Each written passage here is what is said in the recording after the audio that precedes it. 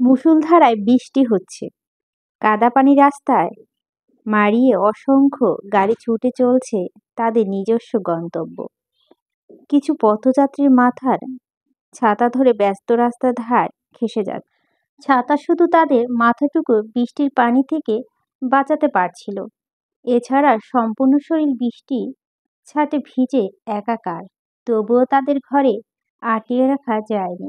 সকলের মাঝেই তারা, কর্মজীবন হোক কিংবা শিক্ষা জীবন, কোনোটাই তো আর ঘরে বসে থাকলে চলবে না। গাড়ির কাজ অল্প একটু নামিয়ে মিনিট 10 ধরে এসবই দেখছিল আহনাব। তার পাশে বসে অর্ষা তখনও বেঘোরে ঘুমাচ্ছিল। কয়েকবার ডাকতে গিয়েও ইতস্ততভাবে নিজেকে আবার ধাতস্থ করে নিয়েছে। এভাবে আর কতক্ষণই বা বাস স্টপে যে বসে থাকা যাবে।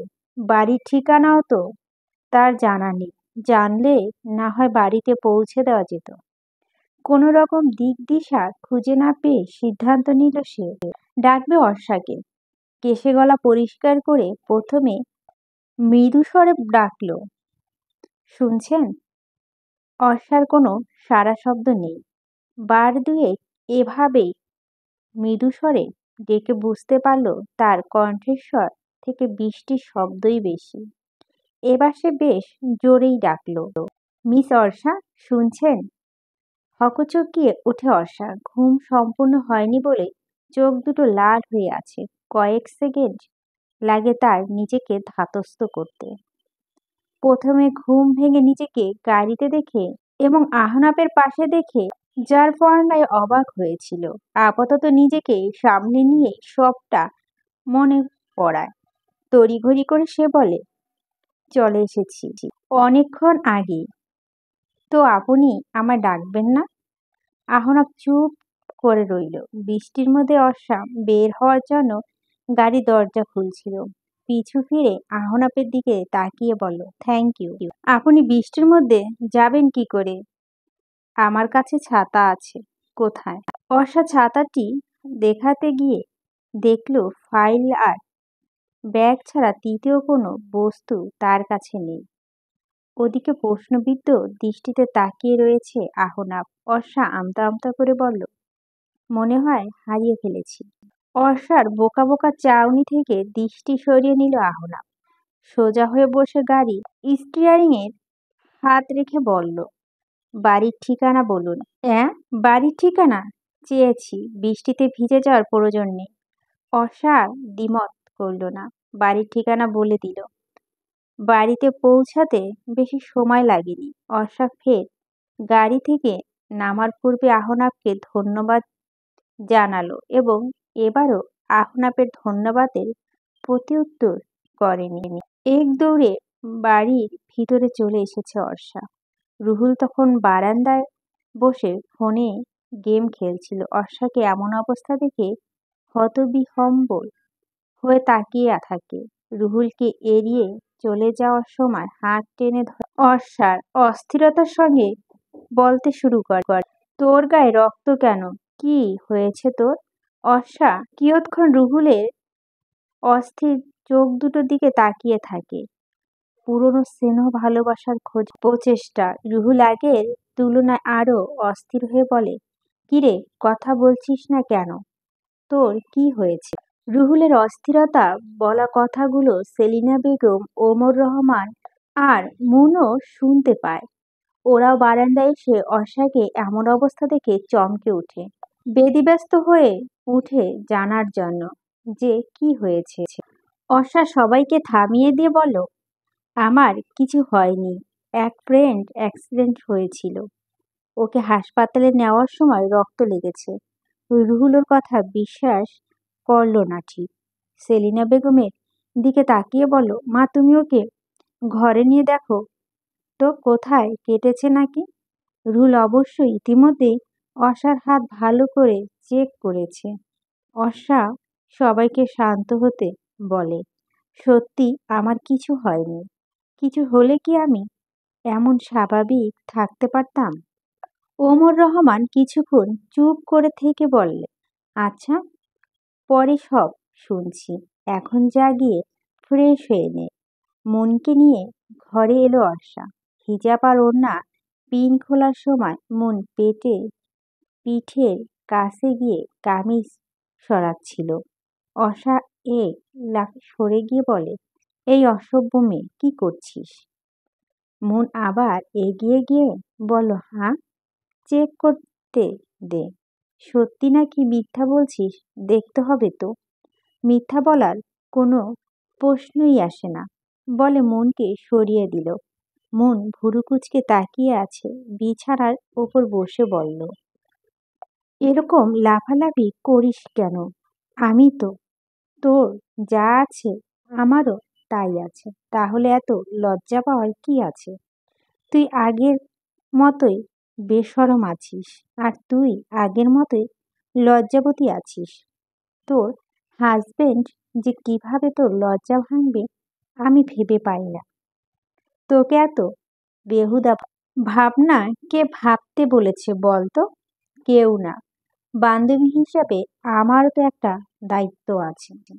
আমার লজ্জা নিয়ে চিন্তা ভাবনা করার দায়িত্ব তোর নেওয়া লাগবে না। তুই বিয়ে করতে যাসনি? এটা তুই কেমন কথা বললি অর্ষা? অর্ষা ওয়ার্ড্রোব থেকে জামা কাপড় বের করতে করতে বলল, কেমন কথা মানে? তুই না বিয়ে করতে এসেছিস? হ্যাঁ, তাই বলে তোকে ছাড়াই বিয়ে করে ফেলবো, এটা তুই কি করে ভাবলি? ন্যাকামি করিস না, তোর দ্বারা সবই সম্ভব। 2 বছর যখন যোগাযোগ না রেখে থাকতে পেরেছিস, তখন বিয়েও আমাকে ছাড়াই করতে পারবি। একটা ভুলের জন্য এভাবে খোঁটা দিবি? আমি তো ভেবে রেখেছি বিয়েতে তোকে আমার উকিলমা বানাবো। তুই যখন বলেছিস শ্বশুরবাড়িতে যাস, তখন তো মনে মনে ভেবে রেখেছিলাম তোর স্বামীকে বানাবো উকিল বাপ। কথা শেষে মন হি হি করে হাসতে থাকে। এদিকে অর্ষার চোখ চড়ক গাছ। সে চিবিয়ে চিবিয়ে বলে, বিয়ে করে তুই আমার বাড়ি থেকে বিদায় হ জলদি। আহা, রাগ করিস কেন? আচ্ছা শোন না, আমার ধারণা যদি সত্যি হতো, তাহলে ওই লম্ফু গম্ভীর ছেলেটাই উকিল বাপ হতো, তাই না? কার কথা বলছিস? আরে, ওই যে তোর ছাত্রর মামা, যাকে তোর হাজবেন্ড ভেবেছিলাম। অর্ষা রাগী দৃষ্টিতে তাকিয়ে বলে, আজে বাজে কথা বলি না একদম। সত্যি কথাই তো বললাম। তোদের বিয়ে হলে বেশ মানাতো। সব সময় তোকে কোলে নিয়ে নিয়ে ঘুরতো। তুই যে পিচ্চি বাচ্চা। অসার হাতে তোয়ালা ছুঁড়ে মারল মনের দিকে। মন বিছানায় শুয়ে হাসতে হাসতে বলে, একটু হরলিক্স খেলেই তো পারিস লম্বা হওয়া প্রয়োজন।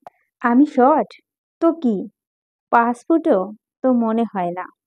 এক থাপ্পড়ে দাঁত ফেলে দিব। আমি একদম ঠিকঠাক 5 ফুট।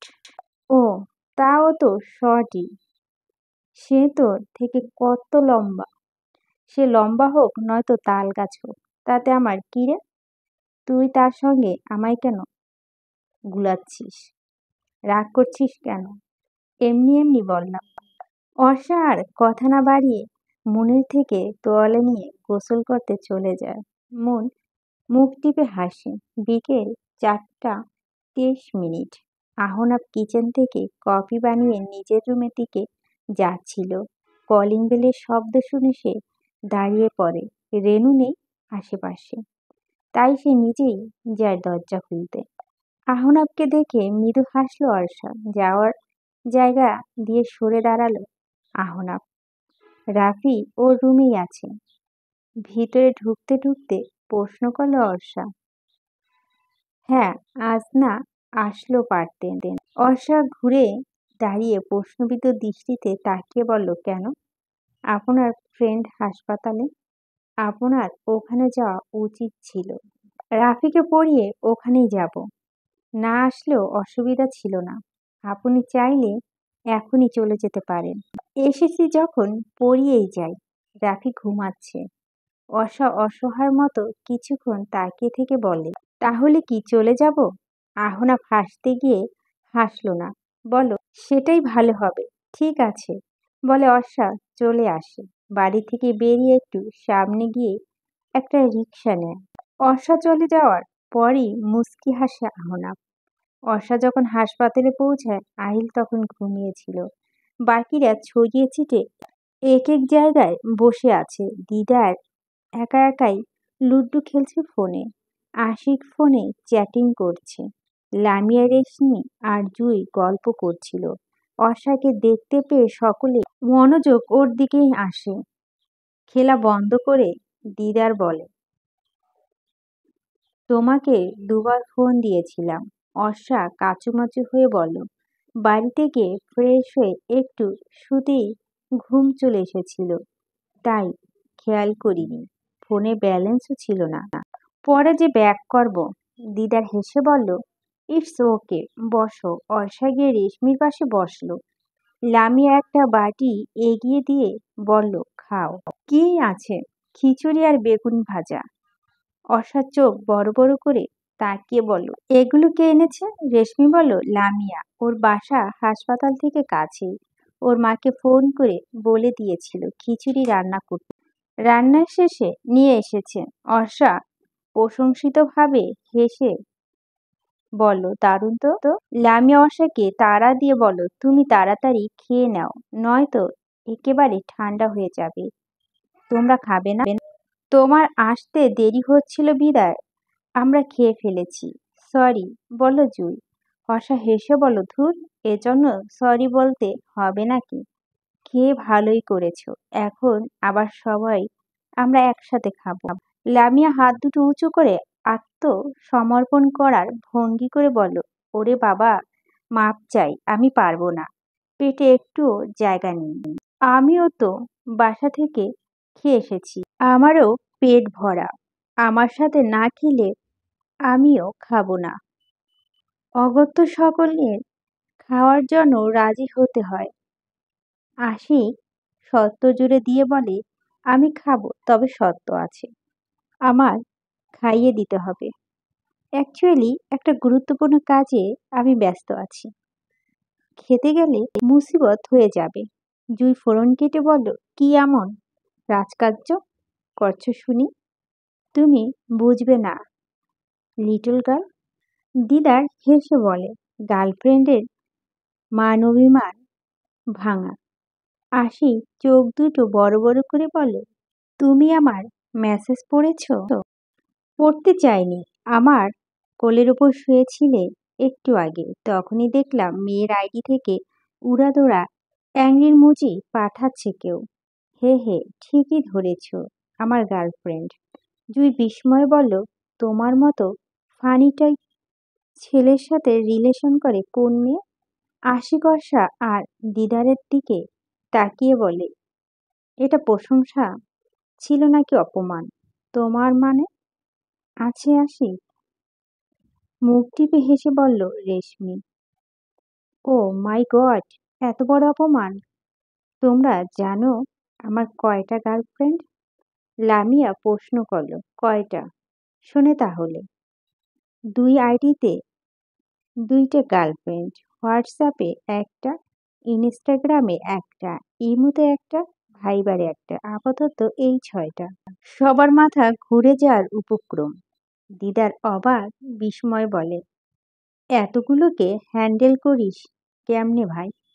আশিক বুকের উপর হাত রেখে অতৃপ্তি সুরে বলল, আহা, এতক্ষণে মনে হলো আসলে কোনো বন্ধু আমাকে প্রশ্ন করেছে।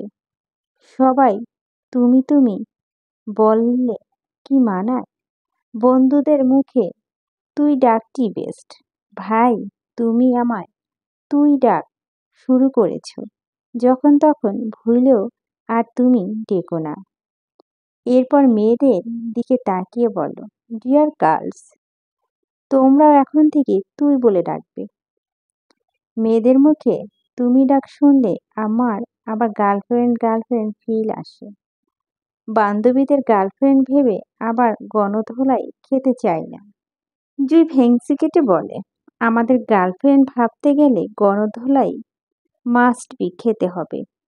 এই জুইটা বেশি কুইকুই করে, শাস্তি স্বরূপও আমাকে খাইয়ে দেবে। হুম, ঠেকা তো আমার। যা, ভাগ।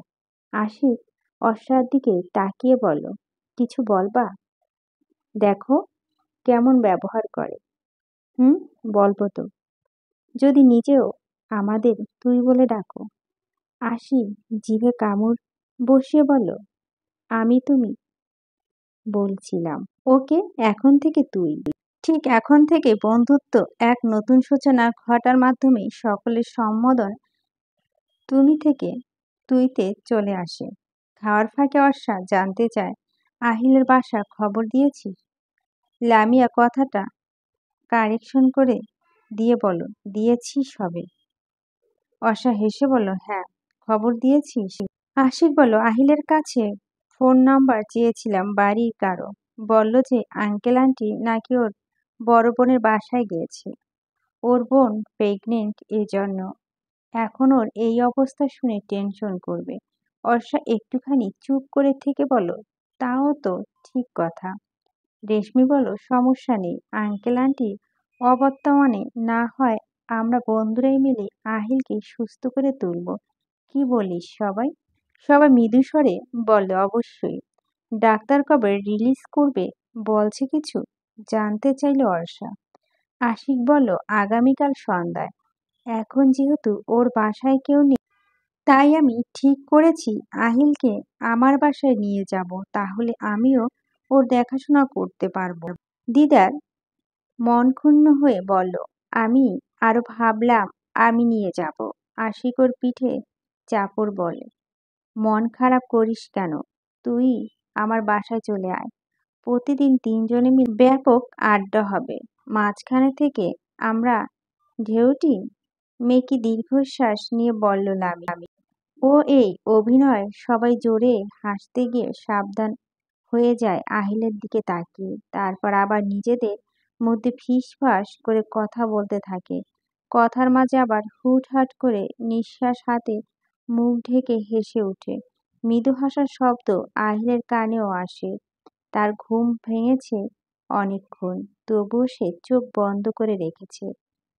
এড়িয়ে চলা বন্ধুদের ফিসফাস করে বলা কথার ধ্বনি, চাপা হাসি ধ্বনি সবকিছু লুকিয়ে শুনছে তার ভালো লাগছে। যদিও মনে এক কোণে ওদের সাথে আড্ডায় যোগ দেওয়ার বহিঃপ্রকাশও লক্ষ্য করেছে সে। রাফির কান্নাকাটি শুনে আহনাব দৌড়ে নিজের রুম থেকে বেরিয়ে আসে। রেনু কিছুতেই রাফির কান্না থামাতে পারছে না। আহনাব এসে জিজ্ঞেস করে, কি হয়েছে? ও কাঁদছে কেন?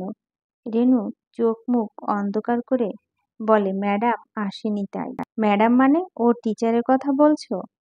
হুম, কালকে ওর পরীক্ষা। ম্যাডাম না আসলে পড়বে কার কাছে, তাই কানতাছে। আহনা প্রলম্বিত শ্বাস নিয়ে বলে, আচ্ছা তুমি যাও, আমি দেখছি। রেনু চলে যাওয়ার পর আহনাব রাফিকে উদ্দেশ্য করে বলে, বই বের কর। রাফি কান্না থামিয়ে গোল গোল চোখে আহনাবের দিকে তাকায়। জিজ্ঞেস করে, কেন? কেন মানে? একটু আগেই তো পড়ার জন্য কান্নাকাটি করছিলি। তোমার কাছে পড়ব না, ম্যামকে আসতে বলো। ম্যাম আজ আর আসতে পারবে না, আমি পড়াচ্ছি তোকে। না, আমি ম্যামের কাছে পড়ব, তোমার কাছে পড়ব না। কেন? আমি কি পড়াতে পারি না? তোমাকে আমার ভয় লাগে। ভয় লাগে? আমি বাঘ নাকি ভাল্লুক? তুমি বড় রোবট। মানে ম্যাম বলছে তুমি বড় রোবট আর আমি ছোট রোবট। আহনা হকচকে কিছু রাফির দিকে তাকিয়ে থাকে। এইসব কথা কেন বলছে? ম্যাম বলছে তুমি গম্ভীর স্বভাবের, হাসতে পারো না। আমিও নাকি তোমার মতোই হয়েছি। আহনাব কি বলবে বুঝতে পারছে না, তবে মনে মনে সে অর্ষার উপর একটু ক্ষেপেই আছে। রাফিকে ধমক দিয়েও তার কাছে পড়তে বসানো যায়নি। ওদিকে অর্ষাকে না আনলে আজ রাতে রাফি কান্না থামবে না বলে মনে হয় না। এছাড়া আহনাব নিজেও মনে মনে চাইছে অর্ষা আসুক। তাকে রোবট বলার মানে কি স্পষ্টভাবে জানতে চায় সে। সমস্যা বাঁধল অন্য জায়গায়। অর্ষার ফোন নাম্বার তার কাছে নেই, রেনুর কাছে সকালে নাম্বার ছিল। আহনাব তার আগেই সকালকে ফোন করে অর্ষার নাম্বার দিয়ে কল করে। দুবার রিং হতেই ওপাশ থেকে ফোন রিসিভ করে অর্ষা বলল, হ্যালো। আহনা প্রথমে চুপ করে রইল। ফোনের অপর প্রান্ত থেকে অস্বার কণ্ঠস্বরের সাথে অনেকগুলো মানুষের হাসির শব্দ ভেসে আসে। সকালকে ফোন করে শুনেছিল অর্ষা বাসায় নেই, তাই সে ধরে নিয়েছে অর্ষা তাহলে হাসপাতালে। কিন্তু এখন হাসাহাসি শুনে মনে হচ্ছে সে অন্য কোথায় আছে। আহনাব সালামের উত্তর দিয়ে বলল, আমি আহনাব বলছিলাম। অর্ষা বেশ অবাক হয়, বন্ধুদের থেকে একটু দূরে সরে দাঁড়ায়, কান থেকে ফোন নামিয়ে নাম্বারটিতে একবার চোখ বুলায়, অবিশ্বাস্য কণ্ঠে বলল, আপনি? বলুন। আপনি কি এখন ব্যস্ত? কেন? যদি ফ্রি থাকেন তাহলে এই বাসায় একবার আসতে হবে। অর্ষা অবাক হয়ে বলে, এই সময়? এখন তো সন্ধ্যা হয়ে গেছে। আহনাব রাফির ব্যাপারটা খুলে বলে এবার। অগত্যা অর্ষাকে রাজি হয়ে যায়। আহনাব ক্ষোভ নিজের মধ্যে লুকিয়ে রেখে কথা বলছিল। আসতে রাজি হওয়ার পর বলল, আমি ড্রাইভারকে পাঠিয়ে দিচ্ছি, আপনি কোথায় আছেন বলুন। আমি একা যেতে পারবো। আছেন কোথায়? হাসপাতালে। ঠিক আছে, ড্রাইভার হাসপাতালে পৌঁছে আপনাকে কল করবে। এরপর আর কিছু না বলে শুনে আহনাব কল কেটে দেয়। কিছুক্ষণ স্তব্ধ হয়ে ফোনের দিকে তাকিয়ে থাকে অর্ষা। অস্ফুট স্বরে বলে, অদ্ভুত। রাশেদ হাসপাতালের সামনে গাড়ি থামিয়ে অর্ষার নাম্বারে কল করে। অর্ষা ফোন রিসিভ করে বলে, আসছি। হাসপাতালে রাতে আহিলের সাথে আশিক আর দিদার থাকবে। ওদের থেকে বিদায় নিয়ে অর্ষা, লামিয়া, চুই আর রেশমি চলে আসে। বাইরে রাশেদকে দেখে লামিয়া বলে উঠে, আরে আরে, এটা তো ওই বেটা না, ভার্সিটিতে যে দেখছিলাম। রেশমি মুখ টিপে হেসে বলে, হ্যাঁ। রাশেদ গাড়ির সামনে দাঁড়িয়ে ফোন চাপ, তার ভুরু এখনো কুঁচকানো। হাই ডাকলা। রাশেদ ধরফরিয়ে সামনে তাকায়। লামিয়াকে দেখে তার কুঁচকানো ভুরু আরো কুঁচকে যায়। দাঁত মুখ খিচে জিজ্ঞেস করে, আপনি অর্ষা? লামিয়া অবাক হয়ে বলে, না তো। কি ব্যাপার, আমার বান্ধবীর পিছনে লেগেছে? অর্ষা বুঝতে পারে রাশেদকে আহনাব পাঠিয়েছে। সে তর্ক বেশি দূর চলতে না দিয়ে বাধা দিয়ে বলল, আমি অর্ষা। এরপর চোখের ইশারায় লামিয়াকে বোঝালো ফাইজলামি না করতে। এখন লামিয়া মেনে নিল। অর্ষাকে বলল, আচ্ছা সাবধানে যা, পৌঁছে মেসেজ করিস। ওদের থেকে বিদায় নিয়ে অর্ষা গাড়িতে উঠে বসে। বিরস মুখে গাড়ি ড্রাইভ করছে রাশেদ। অনেকক্ষণ চুপ করে থাকলো। বাড়ির কাছাকাছি এসে বলে, আপনার বান্ধবী চরম লেভেলের বেয়াদব, আদব কায়দা কিচ্ছু জানে না। অর্ষা প্রতিবাদ করে বলল, একটু ফাজিল, তবে বেয়াদব নয়। মেইন গেটের ভিতরে গাড়ি প্রবেশ করছে তখন। রাশেদ আর কিছু বলল না। অর্ষা নেমে বাড়ির ভিতরে চলে যায়। রেনু দরজা খুলে অর্ষাকে দেখে হাসলো এবং কিছুটা অপরাধী স্বরে বলল, ছেলেটার জন্য আপনাকে কষ্ট করে এই অসময়ে আবার আসতে হলো। অর্ষাও হাসি মুখে বলল, সমস্যা নেই। সে চলে গেল সরাসরি রাফির রুমে। বই সামনে নিয়ে বসেছিল। আজ অর্ষাকে দেখে প্রথম হাসলো রাফি। এতে অবশ্য অর্ষার কিছুটা অবাকই হয়েছে। সে চেয়ারে বসতে বসতে বলল, কেমন আছো রাফি? ভালো আছি ম্যাম। আজ মনে হচ্ছে তুমি ভীষণ খুশি। আবদার পূরণ হলে আমার খুশি খুশি লাগে। এই যে আবদার করেছিলাম, আপনার কাছেই পড়ব, আর কারো কাছে নয়। তাই তো মামা আপনাকে এনে দিল। অর্ষা মৃদু হেসে বলল, আচ্ছা, বই বের করো এখন। করছি। মামা বলছে আপনাকে দেখা করতে। কোথায়? এখন তার রুমে আছে। আচ্ছা, যাওয়ার সময় দেখা করে যাব। মামা বলেছে এসেই দেখা করতে। হয়তো জরুরি কোনো কথা আছে ভেবেই অর্ষা উঠে দাঁড়ায়। সে রুম থেকে বের হওয়ার সাথে সাথে বইয়ের নিচে লুকিয়ে রাখা একটি ছোট্ট বাচ্চা মেয়ের ছবিটা তুলেই বিছানার নিচে রেখে দিল রাফি। পরক্ষণে বড় করে দম নেয়। ভাগ্যিস মিথ্যা কথাটাই বলতে গিয়ে তোতলায়নি। আহনাব নিজের রুমে পায়চারি করছিল। গাড়ির শব্দ শুনে দোতলার বারান্দায় গিয়ে এসে দেখছে অর্ষা বের হচ্ছে গাড়ি থেকে। রাফির বলা কথাটি মাথাচাড়া দিয়ে উঠছে সাথে সাথে। সে রোবট কি করে হয়? তাকে রোবটের সঙ্গে তুলনা কেন করবে এই মেয়ে? একটুখানি চুপ করে থেকে ভাবলো তার আচার আচরণ কি কোনোভাবে রোবটের সঙ্গে মিলে যায়। সে আয়নার সামনে দাঁড়িয়ে বিভিন্ন অঙ্গভঙ্গি করতে থাকে। একবার স্ট্রেট সোজা হয়ে দাঁড়াচ্ছে তো একবার একটু বাঁকা। মুখে ভাবসাব খুব কঠিন। হঠাৎ করে তার দৃষ্টি যায় আয়না ভেদ করা দরজার দিকে। বিস্ময়ে দৃষ্টি নিয়ে দাঁড়িয়ে থেকে অর্ষাকে দেখে ভ্যাকাচ্যাকা খেয়ে অপ্রস্তুত হয়ে যায়। কয়েক মুহূর্তে নিজেকে সামলে নিয়ে গম্ভীর কণ্ঠে বলল, আপনি? ঢোক গিলে অর্ষা নিজেকে সামলে নিয়ে বলল, আপনি নাকি ডেকেছেন? আমি কখন? আহনাফ অবাক। রাফি বলল, আমি তো আপনাকে ডাকিনি। যাই হোক, এসেছেন যখন তখন দুটো কথা বলি। অর্ষা জিজ্ঞাসু দৃষ্টিতে তাকিয়ে রয়েছে। আহনাফ ভুরু কুঁচকে বলল, আমাকে রোবট বলার মানে কি? অর্ষা বুঝতে পারে রাফি সব বলে দিয়েছে। হয়তো এ কথা তো আহনাফের জানার কথা না। সে ফাঁকা ঢোক গিলে বলে, মানে এইসব কি বলছেন? আপনি রাফির কাছে বলেননি আমি রোবট? কই না তো। অকপটে মিথ্যাটা বলে ফেলল অর্ষা। আহনাফ নিশ্চুপ, সম্ভবত কিছু ভাবছে। অর্ষার মুখ টিপে হেসে বল, তাই বুঝি আয়নার সামনে পরখ করে দেখেছিলেন আপনি আদৌ রোবট কিনা?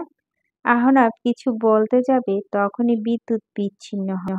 অর্ষা কিছুটা ভয় পেয়ে গেল। আহনাফ বলে, নড়াচড়া করবেন না। সে বেড হাতড়ে ফোন খুঁজতে থাকে। অর্ষার ফোন রাফির রুমে। তাই সে অসহায়ের মতো অন্ধকারে দাঁড়িয়ে থাকে। কিছুক্ষণ বাদে ফোনের ফ্ল্যাশ অন করে আহনাফ। অন্ধকারের রুমটি এখন মৃদু আলোতে আলোকিত। মিটিমিটি আলোতে আহনাফকে দেখে কেন জানি অর্ষার বুকের ভিতরটা ধক করে উঠে। হতবিলম্বের ন্যায় তাকিয়ে থাকে সে। অর্ষাকে এভাবে তাকাতে দেখে আহনাফ নিজেও কিছু মুহূর্তের জন্য থমকে যায়। চোখাচোখি হওয়াতে অর্ষা দূরত্ব বেরিয়ে আসে রুম থেকে। দুরু দুরু কম্পিত হৃদয়ে হৃদয়স্পন্দন খুব ভালো করেই টের পাচ্ছে অর্ষা। তার বিচলিত মুখখানা রক্তিমাভা। রাফিয়ের পূর্বে অর্ষা এমন অস্বস্তিপূর্ণ মুখ দেখেনি।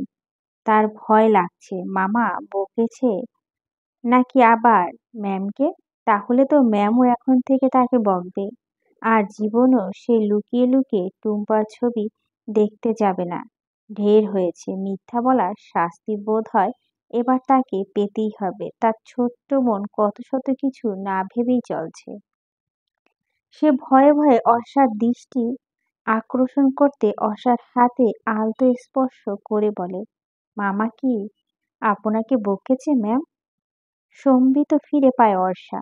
একটু নড়ে চড়ে বসে বলে, না, বকবে কেন? পরক্ষণেই কিছু মনে পড়ছে এমন ভঙ্গিতে বলে, তুমি আমায় মিথ্যে কেন বলছো? রাফি হকচকে গিয়ে বলে, কোন মিথ্যে কথা? তোমার মামা তো আমায় ডাকেনি। বলল মিথ্যে বলছে। মামা ডেকেছিল বোধ হয়, ভুলে গেছে। সে মিথ্যা বলছেন নাকি তুমি? আমি মিথ্যা কথা বলি না ম্যাম। অর্ষা রাফির ভয়াক্ত মুখটির দিকে কয়েক মুহূর্তে তাকিয়ে থেকে যা বোঝার বুঝে নেয়। কোনো রকম বকাঝকা না করে শাস্তি ভঙ্গিতে বলে, আচ্ছা পড়ো এখন। স্বস্তি ফিরে পায় রাফি। ওকে পড়িয়ে আর কোন দিক না তাকিয়ে তড়িঘড়ি করে বাড়ি থেকে বের হয়ে যায় অর্ষা। এতটা অস্বস্তি যে তার কেন লাগছে কে জানে। সে একটু এগিয়ে গিয়ে রিকশা নিয়ে নেয়। চায়ের দোকানে বসে আড্ডা দিচ্ছে রুহুল আর ওর বন্ধুরা, হাতে সিগারেট। এ পর্যন্ত কতগুলো সিগারেট যে শেষ করেছে তার কোনো হিসেব নেই। একসময় রুহুল সিগারেটের গন্ধ সহ্য করতে পারত না, আর আজ তার নিত্য সঙ্গী হচ্ছে এই সিগারেট। জীবনের একটা অতীত তাকে অনেক তাড়া করে বেরিয়েছে এক সময়। কতবার ইচ্ছে হয়েছে নিরুদ্দেশ হতে, কিন্তু অর্ষার মুখের দিকে তাকিয়ে সে সাহস তার কোনোদিনই হয়নি। বরঞ্চ তার ভয় হতো সর্বদা। তার অনুপস্থিতি, তার বোনের যদি কোনো ক্ষতি হয় কখনো, এটা তো সে জীবন থাকতো মেনে নিতে পারবে না। আর যখন সে নিরুদ্দেশের পথে যেতে পারল না, তখন বন্ধুদের পাল্লায় পড়ে সিগারেটের সঙ্গী হিসাবে বেছে নিল। খুব ছোটবেলা থেকেই সিগারেট তার প্রিয়তমা এবং ভালোবাসার স্থান দখল করে রেখেছে। সিগারেটের অবশিষ্ট অংশটুকু মাটিতে ফেলে পা দিয়ে পিষে শামসু জিজ্ঞেস করলো, বিদেশে যাওয়ার টাকা দিছে তোর বাপ? রুহুল সিগারেটের দম না নিয়ে টান দিয়ে বলল, না, দিব না। মনে হয় না সে বাড়ি বেচবে না। তোর ভাগেরটা তুই নিলেই তো পারোস। চাইছিলাম, দিব না। জোয়ান মদ্যপোলা তুই, জোর করতেই পারোস না? পারি, কিন্তু মায়া লাগে। তার উপর আবার অর্ষা। এত বইন বইন করিস না। থাকবে কয়দিন? বিয়া দিলেই দেখবি পরের বাইতে যাওয়ায় তোর ভুইলা গেছে। শামসু সাথে তাল মিলিয়ে দীপু বল, ভুইলা যাব কি করে? এখনই তো ওর বই ওরে দেখতে পায় না। রুহুল কিছু বলল না। সে চুপ করে সিগারেট টানছে। এই দোকানের সামনে দিয়েই তখন অর্ষা রিকশাটি ক্রস করে যায়। এবার দু ভাই বোনের মধ্যে চোখাচোখি হয়ে যায়। রাগে ঘৃণায় দৃষ্টি সরিয়ে নেয় অর্ষা। কারণ সে শতবারের ঊর্ধ্বে রুহুলকে বারণ করেছিল এসব ছেলেদের সঙ্গ না মিশতে। রুহুল অবশ্য অর্ষাকে দেখা মাত্রই সিগারেট ফেলে দিয়েছিল। তবে অর্ষা এর পূর্বেই দৃষ্টি সরিয়ে নিয়েছে। জামিল তখন বলে, ওইটা রুহুলের বইন গেল না? দীপু তাচ্ছিল্য করে হেসে বলে, হ্যাঁ, কইছিলাম না বইনের দেখতে পারে না, দেখলে কেমন মুখ ঘুরাইয়া চইলা গেল। রুহুলের মেজাজ এবার চটে যায়। সে রুক্ষ কণ্ঠে বলে, আমার বইন আমার লগে যা কিছু করুক, তগু কি? তগু এত মাথা ব্যথা কেন? ওরে নিয়া খবরদার কইলাম কোনো কথা কইবি না। শামসু পাশে বসে রুহুলের পিঠে হাত বুলিয়ে বলে, আহা, রাগ করস কেন? আমরা কি খারাপ কিছু কইছি? তোর বইন তো আমগো বইন। হ, যে তোর লগে ঠিক মতো কথা হয় না এইটা তো আমাগো খারাপ লাগে। দীপুও তাল মিলিয়ে বলে, আচ্ছা দোস্ত, বাদ দে, রাগ করিস না, চল যাই আজ এক জায়গায়। রুহুলের মেজাজ এখনো ভালো হয়নি। জামিল রুহুলকে জোর করে ধরে উঠিয়ে বলে, হ চল, মজা হইব, মাস্তি হইব, তো রাগও দেখবি পানির মতো গইলা গেছে। রুহুল এবার জানতে চায় কোথায়। শামসু শীষ বাজিয়ে কানে কানে বলে, পাড়ায়। রুহুল দ্বিমত দেখিয়ে বলে, না, তোরা যা, আমি ওই জায়গায় যাবো না। আরে বেটা, যাবি না মানে? এই সপ্তাহে দুইটা নতুন মাইয়া আনছে, একদম পরীর মতো দেখতে, কি যে সুন্দরী মাল। বেটা, মিস করিস না, তুই তো জীবনে যাস নাই, আজ চল যাই। রুহুল কাঁধে হাত রেখে বলে শামসু। রুহুল তবু গড়িমসি করে না যাওয়ার জন্য। পরবর্তী বন্ধুদের জোরাজুরিতে একটা সিএনজি নিয়ে চারজন রওনা দেয় নিষিদ্ধ পল্লীতে। অর্ষা বাড়িতে পৌঁছে দেখে সকাল বিছানায় টান টান হয়ে শুয়ে আছে। সে পাশ টেবিলের উপর রেখে জিজ্ঞেস করে, শুয়ে আছিস কেন, পড়া নেই? সকাল ক্লান্ত স্বরে বলে, মাত্রই শুইলাম, স্টুডেন্ট পড়ালাম এতক্ষণ, একটু রেস্ট নিয়ে পড়তে বসবো। মন কোথায়? আপু তো আমি আসার পর বের হয়েছে, এখনো আসেনি। অর্ষা আর কিছু না বলে ফ্রেশ হতে চলে যায়। সেলিমা বেগম দু মেয়েকে চা দিয়ে গেছে। অর্ষা ওয়াশরুম থেকে ফিরে চা রেখে খুশি হয়। সে চায়ের কাপটি নিয়ে বিছানায় বসে। ফেসবুকে গিয়ে দেখে আহিল, আশিক, দিদার, রেশমি, লামিয়া, জুই এবং তাদের নিয়ে আলাদা একটি মেসেঞ্জার গ্রুপ খোলা হয়েছে। নাম দেওয়া হয়েছে ধুম ধারাক্কা গ্রুপ। এসব উদ্ভট নাম দেখে অর্ষা বেশ অবাকই হয়। সে মেসেজে লিখে, এটা আবার কেমন নাম? আশিক অ্যাক্টিভ ছিল।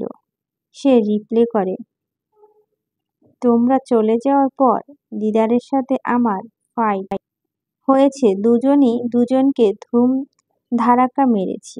গ্রুপ খুলতে গিয়ে কোনো নাম মনে আসেনি, তাই এটাই নাম দিয়ে দিয়েছি। তবে এখনো কনফার্ম নয়, পরবর্তীতে পাল্টানো হবে। বাকিরা সবাই ওর মেসেজ হা হা রিয়াক্ট দেয়।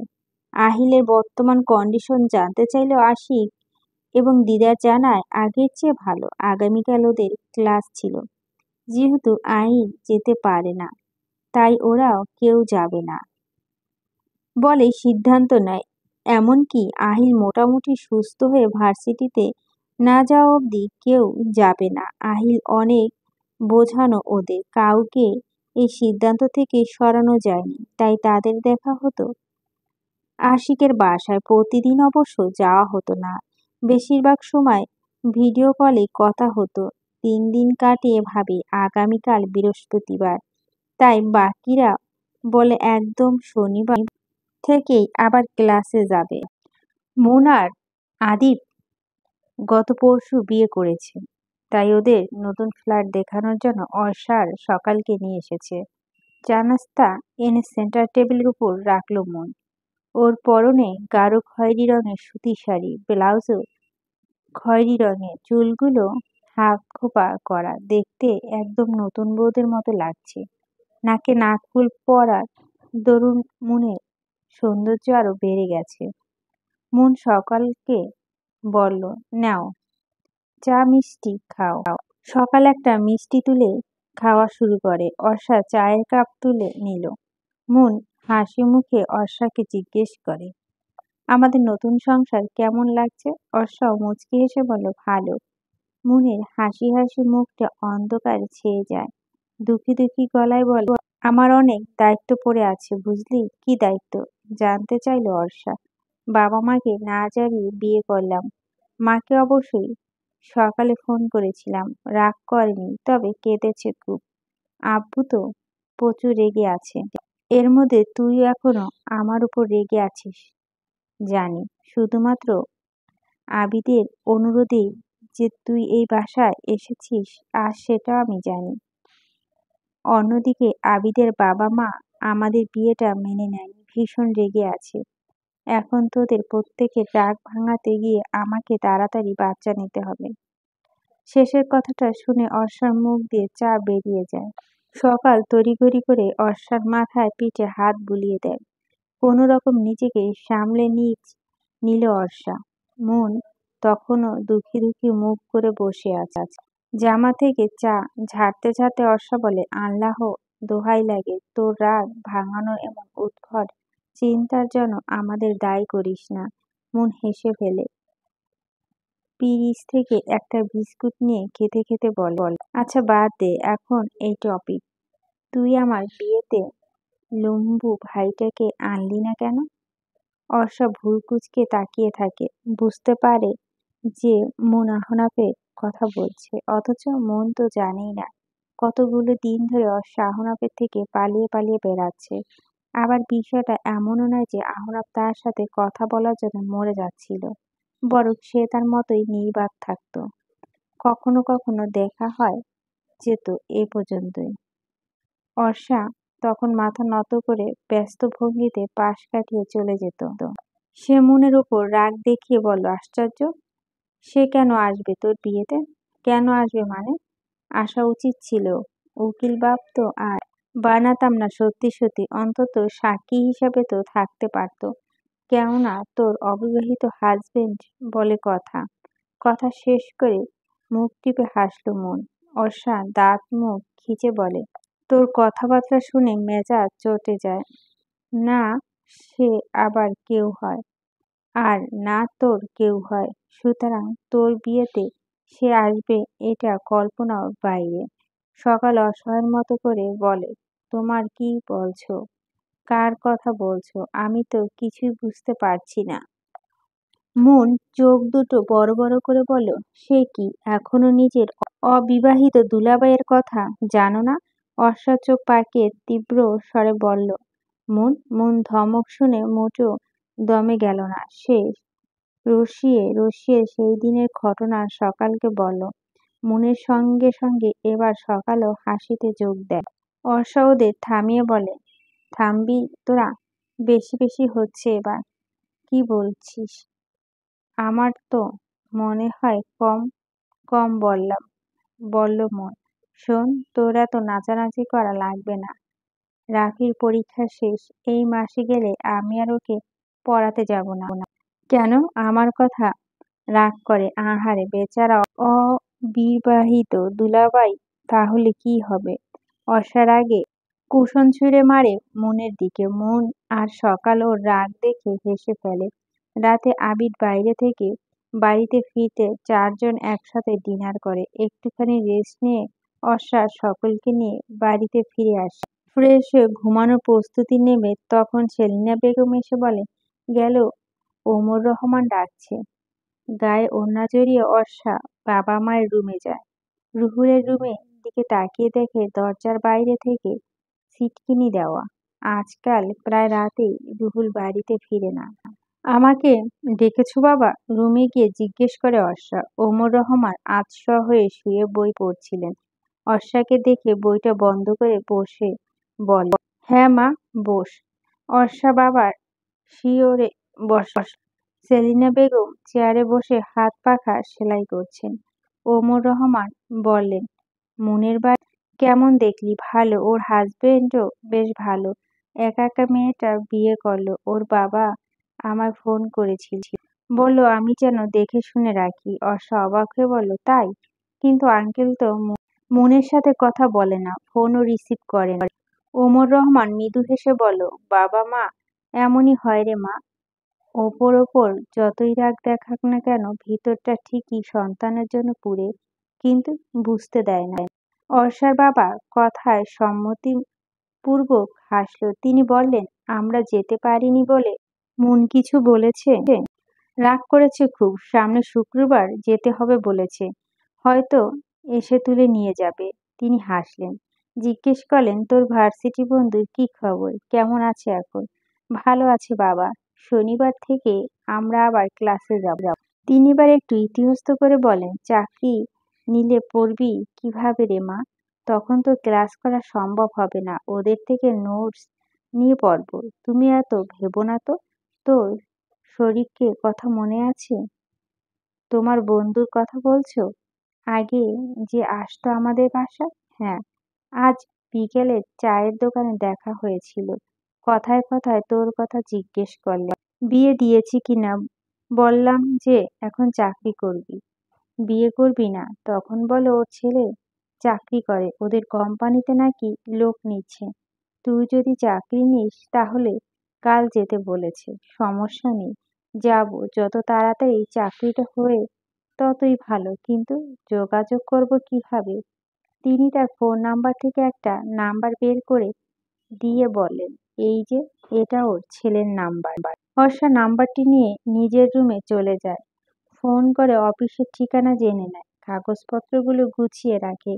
সকাল বিছানা করে শুয়ে পড়েছে। অর্ষাও লাইট নিভিয়ে শুয়ে পড়ে। প্রতিদিনের মতো ফজরের সময় ঘুম থেকে উঠে দুবোন নিয়ম মাফিক সকল কাজ শেষ করে তৈরি হয়ে নেয়। শফিক আঙ্কেলের ছেলে শামীমের দেওয়া ঠিকানায় চলে যায় অর্ষা। পথে সে অনেকবার দোয়া দুরুদ পরে যেন চাকরিটা তার হয়ে যায়। অফিসের সামনে গিয়ে সে শামীমের নাম্বারে কল করে। শামীম অফিস থেকে বেরিয়ে এসে অর্ষাকে ভিতরে নিয়ে যায়। ওর কাগজপত্র রেজাল্ট দেখে বেশ প্রশংসা করে। ইন্টারভিউ রুমে অবধি এগিয়ে দিয়ে বলে, এখানে অপেক্ষা করুন, ইন্টারভিউ এর জন্য ডাকবেন। নার্ভাস হওয়ার কোনো কারণ নেই, রিল্যাক্স থাকবেন, যা প্রশ্ন করে উত্তর দিবেন। অর্ষা সম্মতি হাসল। যতই কেউ বারণ করুক না কেন, নার্ভাস না হয়ে উপায় নেই। স্কুলে থাকতে যতবার সে মৌখিক পরীক্ষা দিয়েছে ততবার নার্ভাসের জন্য তার হাত পা কেঁপেছে। আজ যে কি হয় কে জানে। শামীম চলে যাওয়ার পূর্বে বলল, আমি অফিসে আছি, ইন্টারভিউ শেষ হলে আমায় ফোন দিয়ে। All the best. অর্ষা এবার স্মিত হেসে বলল, থ্যাংক ইউ। শামীম চলে যাওয়ার পর নিজেকে স্বাভাবিক রাখার চেষ্টা করলো অর্ষা। এখনো সে দোয়া দুরুদ পড়েই চলেছে। একটু পরে ইন্টারভিউ নেওয়া শুরু হয়। তার সিরিয়াল ৭ নং। একজন একজন করে ইন্টারভিউ রুমে যাচ্ছে আর তার বুক ধড়ফড় করে বাজছে। এখন যে ইন্টারভিউ দিতে গেল তার সিরিয়াল নং ৬। এরপরই তার সিরিয়াল। হৃদয়স্পন্দন কমার বদলে ক্রমান্বয়ে বেড়েই চলেছে। ওর সিরিয়াল এখন। সে বাইরে থেকে নিজেকে শান্ত এবং স্বাভাবিক রাখার চেষ্টা করল। দরজায় নক করে বলল, আসবো? ভিতর থেকে একজন মহিলা বলল, আসুন। অর্ষা ভিতরে ঢুকলো। সবাইকে উদ্দেশ্য করে সালাম দিয়ে হঠাৎ করেই থমকে গেল শেষের জনকে দেখে। আহনাফ, সে এখানে কেন? তার ভাবনার ব্যাঘাত ঘটিয়ে সে মহিলাকে তাকে উদ্দেশ্য করে বলল, বসুন। অর্ষা রোবটের মতো বসে পড়ল। তার দৃষ্টি তখনও কর্নারে বসা স্যুটটাই পরা আহনাফের দিকে। দৃষ্টি সরানো মুশকিল। আজ আর তার ইন্টারভিউ দেওয়া হচ্ছে। সে বারবার স্বর্গতোক্তি হয়ে বলছে, বড় রোবটটা এই অফিসে কি করছে? মাঝখানে বসা স্যার অর্ষার থেকে ফাইলগুলো নিতে নিতে বলল, আপনার নাম? আহনাফের দিক থেকে দৃষ্টি সরিয়ে অর্ষা কোনোরকম ভাবে বলল, অর্ষা। অফিসের বাইরে এসে চুপচাপ দাঁড়িয়ে আছে অর্ষা। কারো অপেক্ষা কিংবা গাড়ির জন্য নয়, জিততে। জেটটা নিজের উপর নাকি আহনাফের উপর ঠিক বুঝতে চাকরিটা হতে হতেই যেন হলো না। মাছের মতো পিছলে গেল। যাবেই না বা কেন? একই তো ইন্টারভিউ, মানে তার কাছে অন্যতম আতঙ্ক। অন্যদিকে আহনাফের পলকহীন তীক্ষ্ণ দৃষ্টি। আতঙ্কে মনের ভিতর চাপা রাখতে পারলেও আহনাফের দৃষ্টি এড়িয়ে চলা যাচ্ছে না। যার দরুন জানা প্রশ্নের উত্তর দিতে পারেনি, উল্টো তুতলিয়েছে। এসির মাঝেও ঘেমেছে যাচ্ছে। তাই বিশ্রী একটা ঘটনা ঘটে গেল। বারবার মনে হচ্ছিল কখন ওখান থেকে বের হবে। আর এখন বাইরে এসে মনে হচ্ছে কেন বোকার মতো কাজটা করে ফেলল। কেন একটু স্ট্রং থাকতে পারল না? অনেকক্ষণ যাবৎ বাইরে এসে এসব ভাবার পর ক্লিয়ার মনে হচ্ছে যেটা আসলে আহনাফের উপর হচ্ছে। মনে মনে সে আহনাফের পিন্ডি চটকাচ্ছে। তুমি অফিস থেকে বেরিয়ে আমায় জানাওনি কেন? অর্ষা পিছনে ফিরে তাকালো। শামীমকে দেখে মুখটা ফ্যাকাশে হয়ে যায় তার। এখন লজ্জাজনক কথাটি সে শামীমকে কি করে বলবে? ইন্টারভিউ কি বলবো জানতে চাইল শামীম। অর্ষা নতমুখে জানায়, মনে হয় না চাকরিটা হবে। কেন? আমি কোনো প্রশ্নের উত্তরই ঠিকঠাক মতো দিতে পারিনি। খুব নার্ভাস হয়ে পড়েছিলাম। শামীম কয়েক সেকেন্ড নিশ্চুপ থেকে বলল, আচ্ছা, মন খারাপ করো না। আমারও তো পরিচিত অনেক স্যার আছে এখানে। একটা না একটা ব্যবস্থা হয়ে যাবে। অর্ষা প্রত্যুত্তরে দীর্ঘশ্বাস নিল। কিছু বলল না। শামীম হাত ঘড়িতে সময় দেখে নিয়ে বলল, আমি অফিসে যাচ্ছি। তুমি বাসায় চলে যাও। রিকশা ঠিক করে নেব। না না, আমি যেতে পারবো। আপনি ভেতরে যান। স্বামী মৃদু হেসে বলল, ঠিক আছে, সাবধানে যেও। আর টেনশন করো না, কেমন? স্মিত হাসল অর্ষা। শামীম ফের অফিসের ভিতর চলে যাওয়ার পর অর্ষাও আর দাঁড়ানো না সেখানে। এখনো সে হাঁটছে। খালি রিকশা অনেক আসছে যাচ্ছে, তবে রিকশায় উঠতে ইচ্ছে করছে না একদম। নিজের বাসায় যাবে নাকি বন্ধুদের সাথে দেখা করতে যাবে বুঝতে পারছে না। অনেক দোটানায় ভুগে অবশেষে সিদ্ধান্ত নিল বাসাতেই যাবে। আগামীকাল তো সবার সাথে এমনিতেই দেখা হবে। আজ বরং একটু ঘুমানো যাক। সকল দুশ্চিন্তা দূর করার অন্যতম মেডিসিন হচ্ছে ঘুম। অনেকদিন বাদে একটা শান্তির ঘুম হবে আজ। অর্ষা বাড়িতে ফেরার পর ওমর রহমানের সঙ্গে দেখা হয় প্রথমে। বাবাকে সংবাদটা জানাতে খারাপ লাগলে মিথ্যে বলার উপায় নেই। ওমর রহমান মুচকি হেসে অর্ষার মাথা হাত বুলিয়ে বললেন, এসব নিয়ে চিন্তা করিস না। এক জায়গায় চাকরি হয়ে যাবে দেখিস। এখন রেস্ট কর। আমি এখন ঘুমাবো আব্বা। মাকে বলবে আমায় যেন না ডাকে। খাবি না আঁটি? ঘুম থেকে উঠে খাবো। ঘুম হয় না অনেকদিন। আচ্ছা মা, তাহলে এখন খেয়ে ঘুমা। বাবার সঙ্গে কথা শেষ করে অর্ষা ফ্রেশ হয়ে অল্প কিছু খেয়ে নেয়। সব চিন্তা এক সাইডে রেখে ঘুমের দেশে তলিয়ে যায় সে। 4:35। ভূমিকম্পে সবকিছু উল্টোপাল্টো যাচ্ছে, ভেঙেচুরে যাচ্ছে, মাথা ঘুরাচ্ছে। কি অদ্ভুত! ভূমিকম্প হলে এমন অনুভূতি হয় কেন? পরক্ষণে অর্ষা হুঁশ এলো, আসলে ভূমিকম্প নয়, বরং সকাল তাকে ধাক্কাচ্ছিল। আর সে ভেবেছে ভূমিকম্প হয়েছে। বিরক্ত হয়ে উঠে বসে অর্ষা রাগান্বিত স্বরে জিজ্ঞেস করে, কি হয়েছে? ঘুমাচ্ছিস যে? রাফিকে প্রাইভেট পড়াতে যাবি না? কয়টা বাজে? প্রায় 5টা বাজতে চলল। বলিস কি এত? সকাল হাসি চেপে বলল, ওঠ এখন। ঘুমে ডুলডুলে জড়সড় অর্ষা একদম ইচ্ছে করছে না সাদের ঘুম থেকে উঠতে। আলসামি ঝেঁকে ধরেছে তাকে। তবুও না গিয়েও তো কোনো উপায় নেই। সে মিনিট চারে আরো কিছুক্ষণ শুয়ে থেকে উঠে হাই তুলতে তুলতে দেয়াল ঘড়ির দিকে তাকিয়ে দেখলো সবে 4:10 বাজে। সকাল শুধু শুধু সে টপ মারল। আশেপাশে তাকিয়ে সকালকে পাওয়া গেল না। সে রাগে চোখ মুখ শক্ত করে বলল, আজ তো বেয়াদব একটা। এক মনে ভাবলো আরো কিছুক্ষণ শুয়ে থাকবে কিনা, তবে ভাবনাটি তাকে প্রত্যাখ্যান করতে হলো। কেননা এখন আবার শুয়ে পড়তে আর উঠতে পারবে কিনা সন্দেহ রয়েছে। তাই আর না শুয়ে ফ্রেশ হয়ে আস্তে ধীরে রেডি হয়ে নিল। যাওয়ার পূর্বে সকালকে পাওয়া গেল বাবা মায়ের রুমে। সে সকালের মাথায় চাটি মেরে বলল, তোর বেয়াদবি শাস্তি। সকাল হাত দিয়ে মাথা ডলতে ডলতে অর্ষা চলে যায় দেখতে। রাফিকে বাড়িতে গিয়ে বাড়ির বারান্দায় আহনাফকে দেখতে পেল অর্ষা। আহনাফ তখন বাড়ির ভিতরে যাওয়ার জন্য গুছাচ্ছিল। আহসা মেজাজ প্রচন্ড খারাপ হয়ে যায় আহনাফের দেখে। ইন্টারভিউর কথা মনে পড়লে রাগে শরীর রিরি করে উঠছে। চোয়াল শক্ত করে সে আহনাফকে দেখে না দেখার ভান ধরে এগিয়ে যায়। রেনু দরজা খুলে দুজনকে একসাথে দেখে। অর্ষা আহনাফের থেকে কিছুটা দূরে দাঁড়িয়েছিল। আহনাফ তখনও অর্ষাকে দেখতে পায়নি। সে আগে আগেই ভিতরে প্রবেশ করে। পিছন থেকে শুনতে পায় রেনু বলছে, কি হয়েছে, মন খারাপ নাকি? আহনাফ অবাক হয়ে কিছুটা। তাকে দেখে কি মনে হচ্ছে তার মন খারাপ? সে উত্তর দেওয়ার জন্য পিছনে তাকিয়ে দেখতে পেল অর্ষাকে। আর বুঝতেও পারল উক্ত প্রশ্নটি তার জন্য নয়, বরঞ্চ অর্ষার জন্য ছিল। অর্ষা এবার তাকাচ্ছে না আহনাফের দিকে, সে রেনুর দিকে তাকিয়ে আছে। ঠোঁটে স্মিত হাসি বলে, না, মন খারাপ না, ঘুম থেকে উঠেছি তো তাই মনে হয় এমন লাগছে। রাফি কোথায়? ওর ঘরে আছে, আপনি যান। অর্ষা এবারও আহনাফকে পুরোপুরি এড়িয়ে রাফির রুমে চলে গেলেন। এতে অবশ্য আহনাফের বেশ ভবরে যায়। সে নিজেই রুমের দিকে যাবে, ঠিক তখন সময় অর্ষাকে আর ফিরে আসতে দেখা যায়। প্রশ্নবিদ্ধ চোখে তাকিয়ে রয়েছে আহনাফ।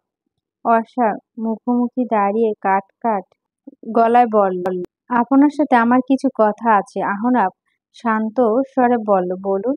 অর্ষা আশেপাশে একবার তাকালো। রেনু কিংবা অন্য কেউ নেই এখন এখানে। সে গোপনে ফোঁস করে একটা দীর্ঘশ্বাস নিয়ে প্রশ্ন করল, আপনি ওভাবে তাকিয়ে কেন ছিলেন? আচমকা অর্ষার এমন প্রশ্নে আহনাফের অবাক হওয়ার সীমা রইল না। সে বিস্মিত কণ্ঠে জানতে চাইল, হোয়াট? কখন, কোথায়, কিভাবে তাকিয়েছিলাম? সকালে অফিসে কেমনভাবে জানি আপনার জন্য আমার চাকরি হয়নি। আহনাফ এবার কয়েক সেকেন্ড চুপ করে থেকে বলল, আমার জন্য নয়, বলুন যে আপনি একটা গাধী, কিচ্ছু পারেন না তাই চাকরি হয়নি। আপনি রাফিকে পড়ান কি করে? আপনি কিন্তু আমাকে অপমান করছেন। আপনি নিজেই সেই সুযোগটা করে দিয়েছেন। আমি কোনো সুযোগ করে দিইনি। আমি শুধু সত্যিটা বলেছি। আপনি মানুন কিংবা না মানুন, স্বীকার করুন বা না করুন, সত্যি এটা যে আপনার ওরকম ভাবে থাকার জন্য আমি চাকরিটা পেলাম না। এখন এসব দোষ আমার চোখে না, আপনার তাকানোতে। আমার তাকানোতে কি ছিল? আমি তো নর্মালি তাকিয়ে ছিলাম, সবার বেলাতে তাকাই। ওদের কারো চাকরি নিশ্চয় হয়নি। আপনার মতো গাধা কিংবা গাড়ি যাবে তাদের হয়নি। ফের অপমান করছেন, ফের সুযোগ করে দিয়েছেন, শুধু শুধু আমাকে ব্লেম করছেন।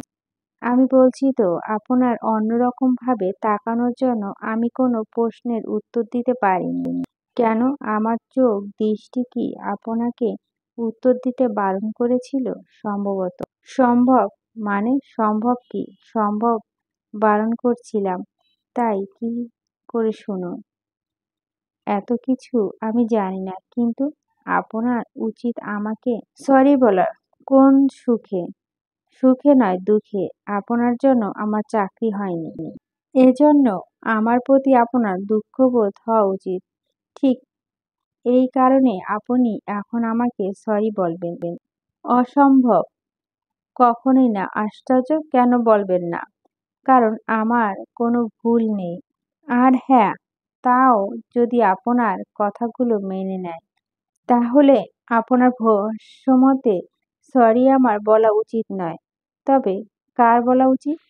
আমার দৃষ্টি এই নিন। আমার চোখের দিকে তাকান। তখন যেভাবে আমার দৃষ্টি আপনাকে উত্তর দিতে বারণ করছিল, তখন সেভাবেই আবার সরি বলবে। অর্ষা আহনাফের চোখের নিচে তাকিয়ে ২ সেকেন্ড পর দৃষ্টি সরিয়ে নেয়। আহনাফ বলল, কি হলো? চোখ সরিয়ে নিলেন কেন? সরি, শুনবেন না? অর্ষা চোখ মুখ পাকিয়ে বলল, আপনি অসম্ভব রকম ফাজিল। রাফি তার গোল গোল চক্ষুদ্বয়ে ভারী বিস্মিত হওয়ার ভান ধরে অর্ষাকে পর্যবেক্ষণ করছে। রাগে গাল ফুলিয়ে বসে আছে অর্ষা। আহনাফের সাথে তার কোনো রকম তর্ক বা বাড়িয়ে চলা এসেছে। তখন থেকেই রাফি অর্ষার রাগী মুখটা দেখে তাকিয়ে রয়েছে। নির্বিশেষ দৃষ্টিতে। অর্ষা এতক্ষণ নখ দিয়ে টেবিলে খুঁজছিল বলে রাফি তাকানো খেয়াল করেনি। এবার চোখাচোখি হতেই গম্ভীর হয়ে বলল, কি হয়েছে? রাফি মুচকি হাসল। হয়তো এই প্রথমই সে অর্ষার সামনে হেসেছে। এতে অবশ্য অর্ষা কিঞ্চিৎ অবাক হয়েছে বৈকি। রাফি হেসে বলল, রাগলে তো তোমাকে দারুণ লাগে। ছোট এক বাচ্চার মুখে এমন প্রবাসের বাণী শুনে অর্ষার ভ্যাকাচ্যাকা খেয়ে যায়। আজকে সামলে নিয়ে বলে, কোথায়? কে বলল আমি রেগে আছি? কেউ বলেনি। তোমায় দেখে বুঝছি। ছি। অর্ষা নিরুত্তর। রাফি বলল, সত্যি রাখলে তোমার ভীষণ ভালো লাগে। তুমি অবশ্যই এমনিতে সুন্দর আছো। রাফি, তুমি কি জানো তুমি একটা ইস্ত্রে পাকা? ইস্ত্রে পাকার মানে কি? অকাল পক্ষ। অকাল পক্ষ মানে কি? অর্ষার মেজাজ খারাপ হয়ে যায়। সে মৃদু ধমক দিয়ে বলল, পড়ো চুপচাপ। ধমক খেয়ে রাফি কয়েক পলক ফ্যাল ফ্যাল করে তাকিয়ে থেকে বলল, আমায় কেউ কখনো বকে না। তুমি কেন বকো? কেউ বকে না বলেই তো এমন ইস্ত্রে পাকা হয়েছ। আর একটা কথা না বলে চুপচাপ পড়ো। অর্ষা কড়া কড়া কথা শুনে রাফি চুপ হয়ে যায়। মুখটা কেমন যেন চুপসে গেছে। সে মাথা নত করে লিখছে এখন। মূলত অর্ষা অনিশ্চয়তে আহনাফ ওপর রাগ রাবির ওপর ঝেড়ে ফেলেছে। মিনিট কয়েক যেতে না যেতে মেজাজ কিছুটা শান্ত হয় অর্ষার। নিজের ভুল বুঝতে পেরে মনে মনে অনুতপ্ত হয়। আরো বেশি আহত হয় রাফির শুকনো মুখটা দেখে। অর্ষা রাফির বাম হাতের ওপর হাত রেখে বলল, রাগ করেছো? আসলে মেজাজটা খারাপ ছিল তো। রাফি বড়দের মতো শুকনো মুখে বলল, ইটস ওকে। গল্পের মাঝখানে সে আর কোনো কথা বলেনি। সময় শেষ হতে সে দৌড়ে চলে যায়। অর্ষা কিছুক্ষণ বসে থেকে উঠে দাঁড়ায় চলে যাওয়ার জন্য। ড্রয়িং রুমে রেনুকে দেখে থমকে যায়। আশেপাশে রাফি নেই লক্ষ্য করে জিজ্ঞেস করল, রাফি কোথায়? দেখলাম তো দৌড়ে গেল। মনে হয় খালাম্মার কাছে আছে। অর্ষা বুঝে গেল রেনু আহনাফের মায়ের কথা বলছে। অর্ষা বলল, আচ্ছা আমি কি তাহলে আসছি? বসেন একটু। কোনো দরকার? আগে বসেন। অর্ষা ছোপায় বসার পর রেনু রান্নাঘরে ঢোকে। ফিরে আসে খিচুড়ি প্লেট নিয়ে। প্লেটটি অর্ষার দিকে তাকিয়ে দিয়ে বলল, গরম গরম ভুনা খিচুড়ি খেয়ে বলেন তো কেমন হয়েছে? অর্ষা নাকচ করে। অবশেষে রেনু অনুরোধরত স্বরে শুনে অর্ষাকে খাওয়ার জন্য রাজি হতে হয়। খাওয়ার মাঝে গল্প করতে করতে অর্ষা অবাক করা এক সত্যের কথা জানতে পারে। সে এতদিন ভাবতো রাফি আহনাফের বোনের ছেলে, কিন্তু আজ জানলো রেনুর ছেলে। অর্ষা বিস্মিত মুখ দেখে রেনু মুচকি হেসে বলল, প্রথম প্রথম সবাই ভাবে রাফি এই বাড়িরই পোলা। আহনাফ ভাইজান ওরে এমনই পালছে। আপনার হাজবেন্ড কোথায় তাহলে?